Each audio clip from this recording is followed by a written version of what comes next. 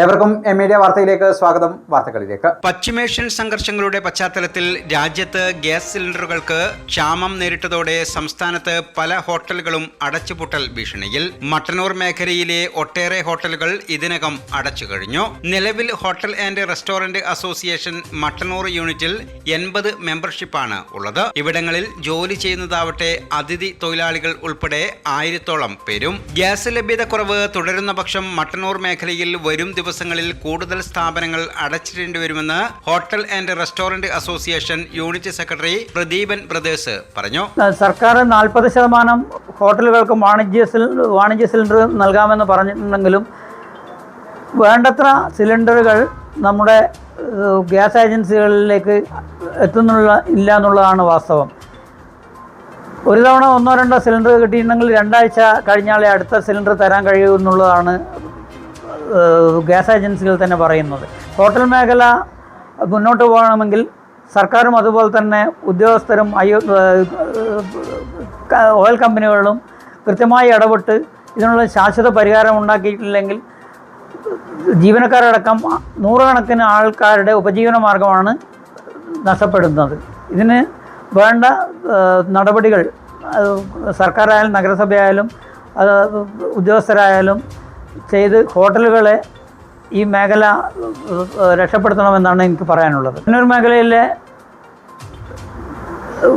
കുറേയധികം ഹോട്ടലുകൾ ഇതിനകം തന്നെ അടച്ചുപൂട്ടിയിട്ടുണ്ട്. കുറേ ഹോട്ടലുകൾ അടച്ചുപൂട്ടൽ ഭീഷണിയിലാണ്. കൂടുതൽ നമുക്കറിയാം, ഗവൺമെൻറ് ഏജൻസി അല്ലാതെ തന്നെ പ്രൈവറ്റ് ഗ്യാസ് ഏജൻസികളും ഗ്യാസ് സപ്ലൈ ചെയ്യുന്നുണ്ട്. പക്ഷേ കൂടുതൽ തുക കൊടുക്കാമെന്ന് നമ്മൾ പറഞ്ഞാൽ പോലും ഗ്യാസ് കിട്ടാത്തൊരവസ്ഥയിലാണ് ഇന്ന് രാജ്യം കടന്നുപോയിക്കൊണ്ടിരിക്കുന്നത്. നിലവിൽ പല ഹോട്ടലുകളിലും ശുചീകരണം നടത്തുന്നത് അതിഥി തൊഴിലാളികളാണ്. അടച്ച ഹോട്ടലുകളിലെ അതിഥി തൊഴിലാളികൾ സ്വന്തം നാട്ടിലേക്ക് പോയത് ഹോട്ടലുകാരെ വലയ്ക്കുകയാണ്. മട്ടന്നൂരിനെ സംബന്ധിച്ചിടത്തോളം മട്ടന്നൂർ ഹോട്ടലുകൾ രൂക്ഷമായ പ്രതിസന്ധിയിലൂടെയാണ് കടന്നു പോകുന്നത്. കാരണം ഗ്യാസുമായി ബന്ധപ്പെട്ട് ഞങ്ങൾക്ക് തന്നെ 4 സ്ഥാപനമുണ്ട്. ഒരു സ്ഥാപനം 2 ദിവസമായി അടഞ്ഞു കിടക്കുകയാണ്. ഇവിടുന്ന് അങ്ങോട്ട് എങ്ങനെ മുന്നോട്ട് പോകും എന്നുള്ള ഒരു ചിന്തയിലാണ് ഞങ്ങളൊക്കെ ഉള്ളത്. നിലവിൽ പല സ്ഥാപനങ്ങൾ പൂട്ടിക്കിടക്കുകയാണ്. ഇന്ന് തന്നെ മട്ടന്നൂർ ടൗൺ വലിയ ടൗണാണ്, എയർപോർട്ട് ടൗൺ എന്ന നിലയിൽ 3-4 ഹോട്ടലാണ് തുറന്ന് പ്രവർത്തിക്കുന്നത്. അത്രയും രൂക്ഷമായ പ്രതിസന്ധിയിലൂടെയാണ് മട്ടന്നൂർ മേഖലയിലുള്ള ഹോട്ടലൊക്കെ കടന്നു പോകുന്നത്.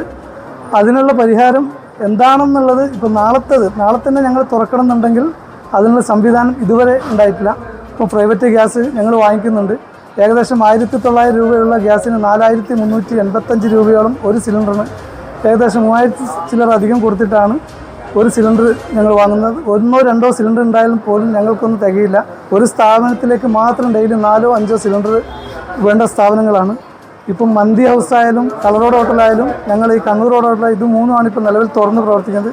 ഭാരിച്ച എക്സ്പെൻസ്, അതായത് ഞങ്ങൾ സ്ഥാപനത്തിലെ സ്റ്റാഫിനെ നിലനിർത്തുക എന്നുള്ള ഒറ്റൊരു ചിന്തയിൽ മാത്രമാണ് ഇപ്പോൾ സ്ഥാപനം തുറന്നു പോകുന്നത്.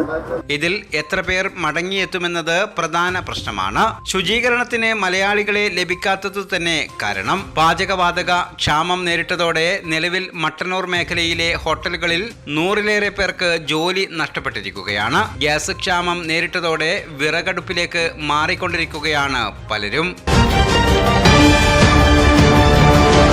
PKK എന്റർപ്രൈസസ് ഇനി മുതൽ മട്ടന്നൂർ വായാന്തോടിലും paint, hardware, plywood, glass, kitchen accessories എന്നിവയുടെ കണ്ണൂരിലെ ഏറ്റവും വിശാലമായ showroom PKK enterprises. Paints, plywood, glass, hardwares, Vayanthode, Mattannur.